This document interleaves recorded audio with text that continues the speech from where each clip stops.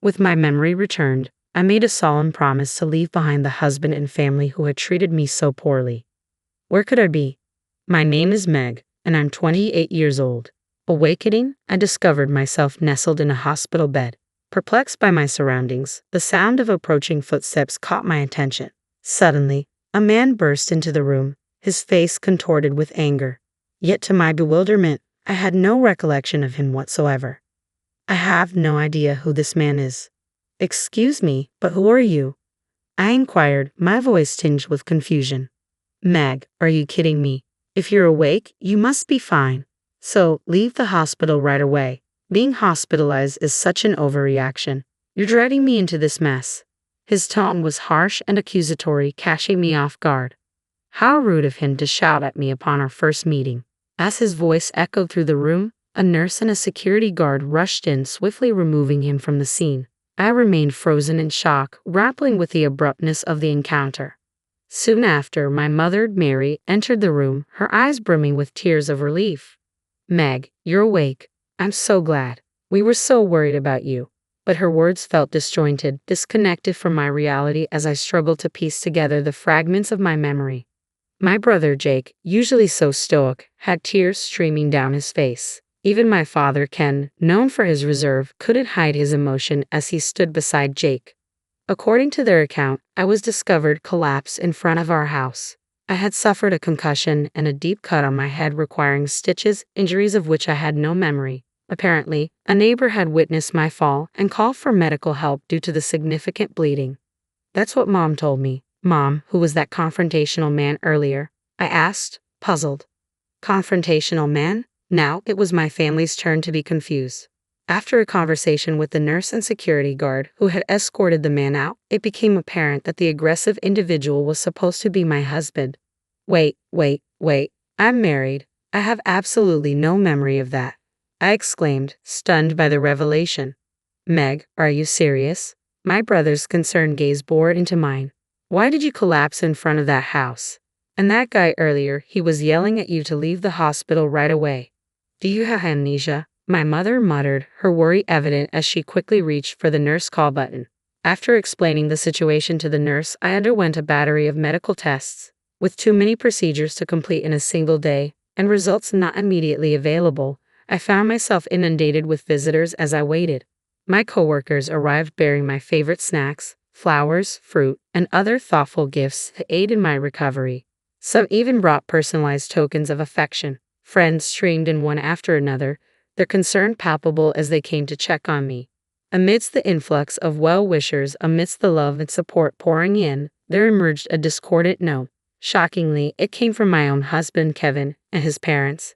How long do you plan to stay in the hospital? Do you have any idea how much this is costing us?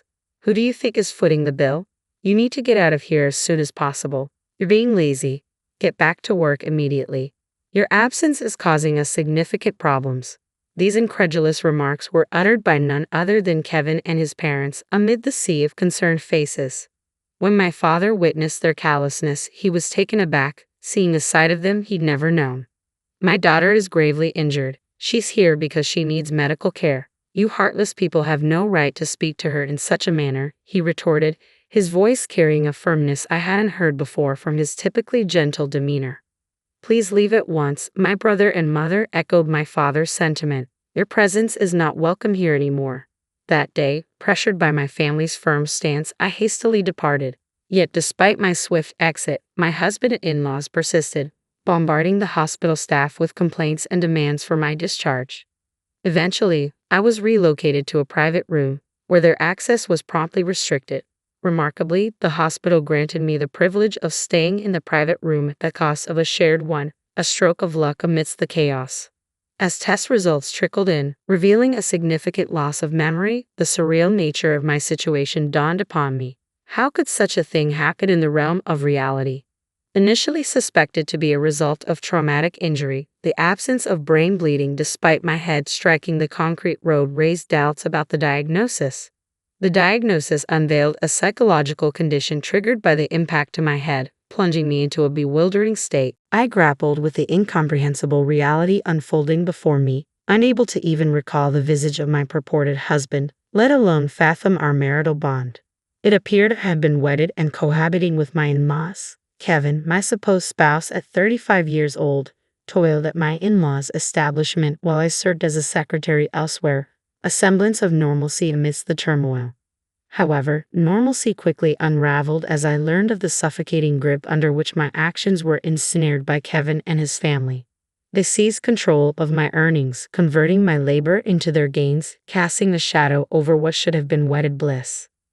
My salary vanished almost as swiftly as it appeared, leaving me bereft of financial autonomy.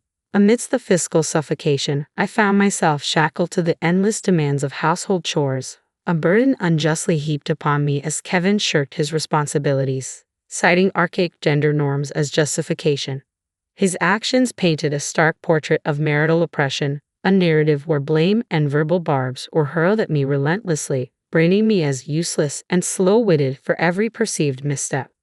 Under the suffocating weight of marital expectations, I endured incessant haranguing from my in-laws who incessantly badgered me about household chores, work, and the inability to conceive. Even the simple act of enjoying a proper meal became a distant luxury within the confines of that house. Amidst this oppressive atmosphere, it became evident that my exhaustion was mounting. While Kevin chauffeured me to and from work, his motives were far from altruistic. Rather, it was a calculated effort to ensure my compliance, to prevent any deviation that might incur unnecessary expenses.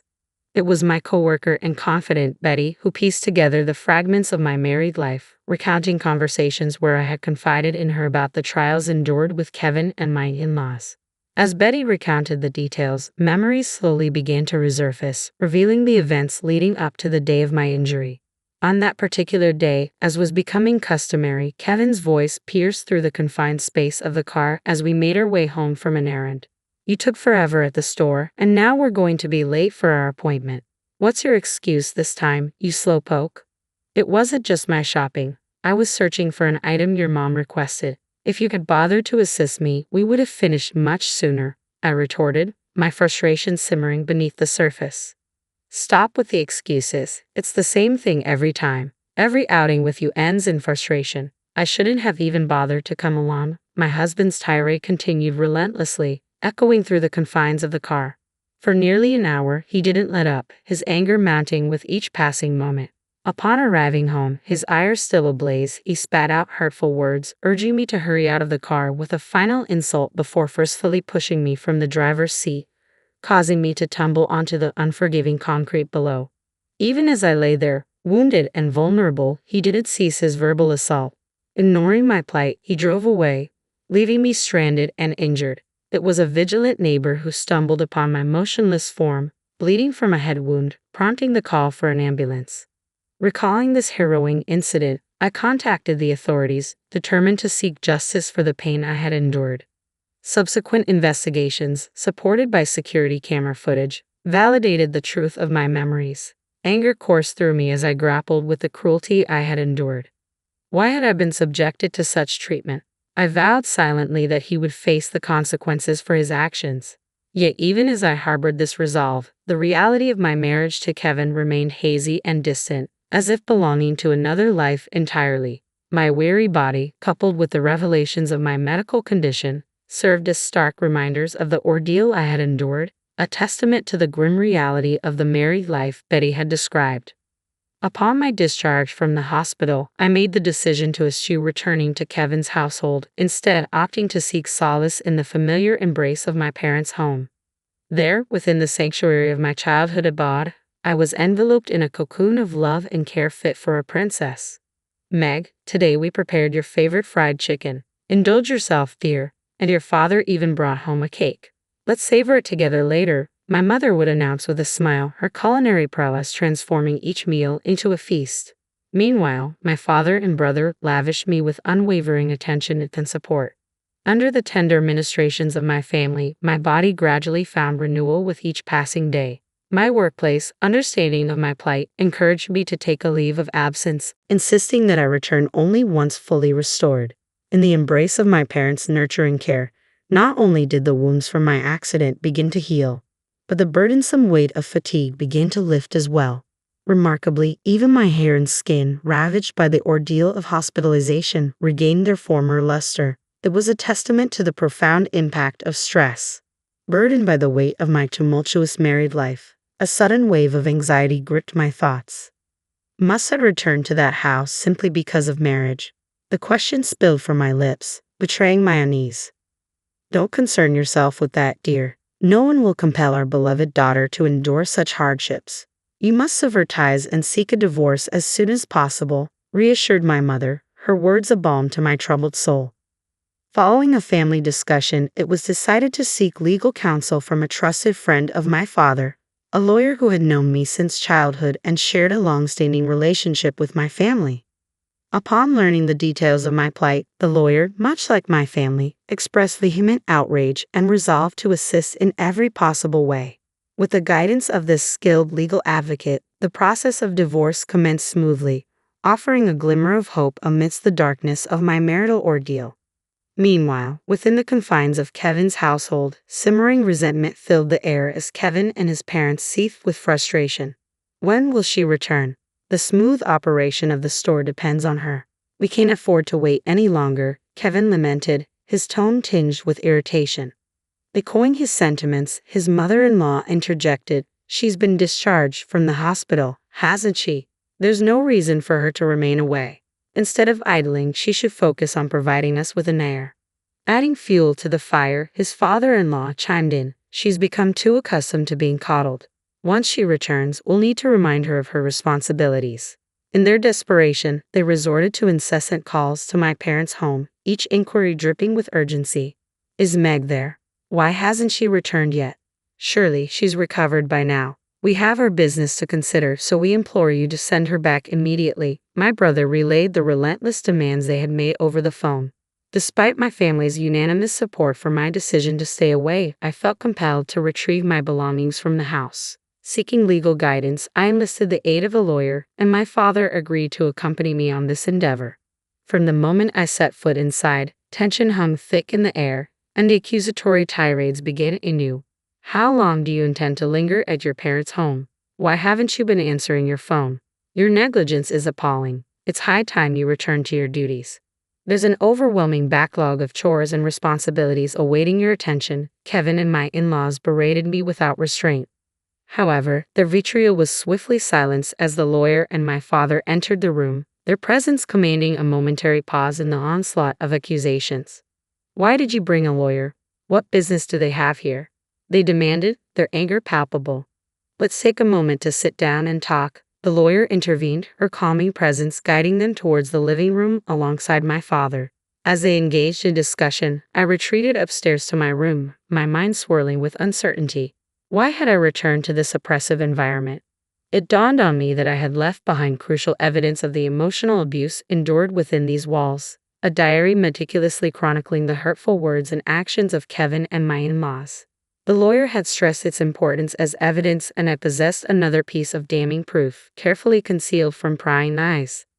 As I busied myself with packing, the tense atmosphere downstairs erupted into a cacophony of voices. "Who consented to the divorce?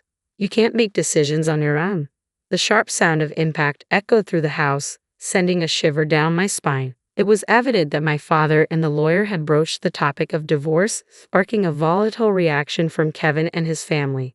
Frantically clutching my packed belongings, I hurried downstairs, only to be met by Kevin emerging from the entrance, his accusatory words cutting through the tension. "What's with the luggage? Are you not planning to return? And who's spreading rumors about winning a divorce? Explain yourself." His voice was laced with anger as he reached out towards me. Thankfully, the lawyer intervened just in time, her presence a barrier between us. "Violence is never acceptable," she asserted firmly.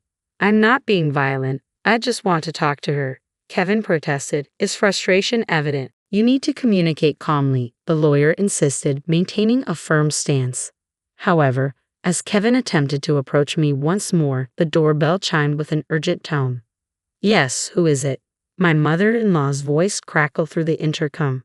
"We are the police. Is Kevin Davis at home?" came the unexpected reply. "Kevin Davis is my husband's full name. What could the police possibly want here?" My mother-in-law's voice quivered with apprehension. Could you please open the door if Mr. Davis is present? The police persisted. With a sense of urgency, my mother-in-law hastened to the door and swung it open. Excuse us, which one of you is Kevin Davis? The officers inquired. That would be me, my husband responded, his tone tense. Kevin Davis, you were under arrest on suspicion of assault. Please come with us to the station, the police declared, their words hanging heavy in the air. As the police officer made the announcement, the tension in the room was palpable. I could hear my mother-in-law's sharp intake of breath, a testament to the shock rippling through the household. My husband, too, appeared shaken, his voice trembling as he questioned, "Why me?" His confusion was evident, but there was no denying the gravity of the situation. Indeed, what had initially seemed like a mere incident had now escalated into a criminal case following the official complaint lodged with the police. Fortunately, the presence of security camera footage left no room for ambiguity or excuses. Initially, my husband was led away in silence. However, his composure quickly gave way to vehement protests. "I'm not at fault. It's her clumsiness that caused this. It's an exaggeration to call it assault just because I nudged her. Meg, are you even listening? Withdraw the complaint immediately." His shouts reverberated through the house, drawing the attention of concerned neighbors who began to gather at the entrance. Amidst the chaos, my mother-in-law's anguished cries pierced the air, while my father-in-law stood in stunned silence. Choosing to ignore the tumult unfolding behind us, my father, the lawyer, and I departed from the house, leaving behind the tumultuous scene.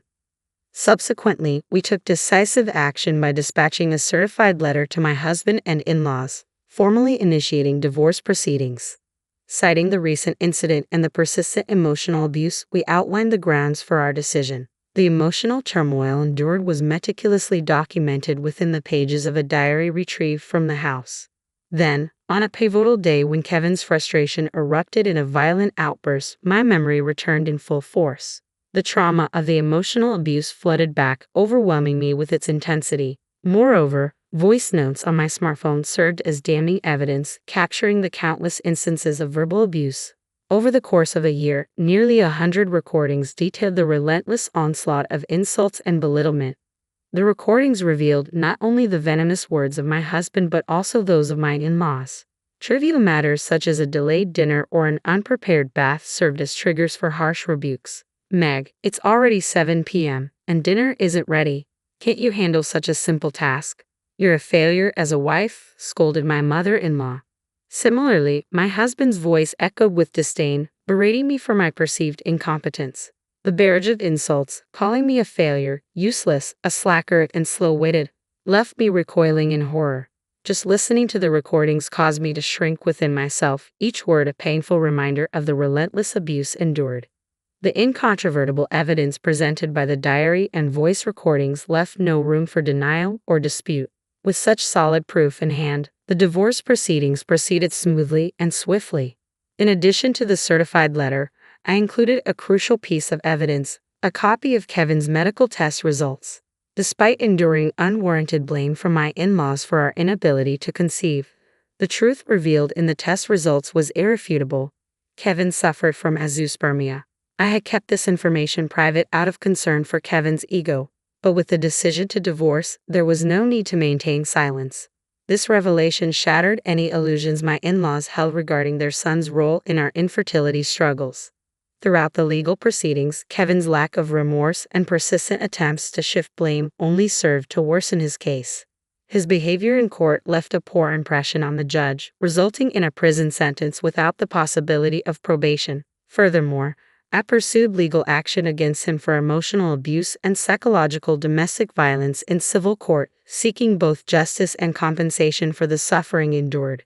As for my feelings towards my husband, any semblance of affection had long since dissipated with the return of my memory. The impending separation brought a sense of relief, knowing that I would no longer have to endure his presence. With Kevin behind bars, I could finally find solace and closure. As for my in-laws, their initial reluctance to accept responsibility quickly dissolved when confronted with the evidence of emotional abuse. Fearing repercussions for their business, they agreed to a substantial settlement, eager to avoid further tarnishing their reputation. Despite their initial protests, they ultimately acquiesced, recognizing the gravity of the situation and the need to sever ties completely. The fears harbored by my in-laws manifested into a harsh reality. With their son, who was an integral part of their business, arrested, the whispers of gossip began to circulate. Rumors painted a grim picture of domestic violence, tarnishing the reputation of their store. Despite their daughter-in-law's contributions, she was subjected to bullying and exploitation, forced to toil without compensation at their establishment. As the rumors spread like wildfire, the once thriving business began to wither. Customers dwindled, and within a mere 6 months of Kevin's arrest, the store succumbed to bankruptcy. Having leveraged their land for a loan, my in-laws lost not only their business but also their savings, ultimately finding themselves stripped of their assets and relegated to a modest existence in an aged apartment, reliant on welfare to make ends meet. As for their future, once Kevin is released from prison, it is a matter that no longer concerns me. With our ties severed, I am no longer privy to their affairs. Meg, how about dinner tonight? Ronald, my boss and current boyfriend, asks cheerfully as we wrap up work. Come on, Ron, everyone's still around. I laugh, glancing at our colleagues. You two are just too adorable. It's sickeningly sweet, teases one of them. We're not bothered by your jealousy, Ronald retorts playfully, ignoring the banter. With a mischievous grin, he adds, I've already made reservations. Let's not keep the food waiting. In the years following my husband's arrest and subsequent release, Ronald has been a steadfast source of support. He has patiently listened to my struggles and provided unwavering assistance, even offering rides to and from work when needed. One day, out of the blue, my ex approached me with a proposition. Meg, I have something to discuss. Let's give our relationship another shot. I've changed and I'm confident we can make it work, he declared. Ronald, caught in the middle, swiftly stepped in. Leave her alone. Unfazed, my ex retorted, this doesn't concern you. It's between Meg and me. Stay out of it. Ronald stood his ground, asserting, Meg is important to me. You need to let go. If I see you bothering her again, I won't hesitate to involve the authorities. Fortunately, I haven't encountered my ex since that incident. Ronald, with his athletic build and determined demeanor, proved to be a formidable presence against my comparatively smaller ex. Despite his tough exterior, Ronald has a soft spot for sweets, a charming contrast that adds to his appeal. He's an exceptional individual who always respects my choices and opinions.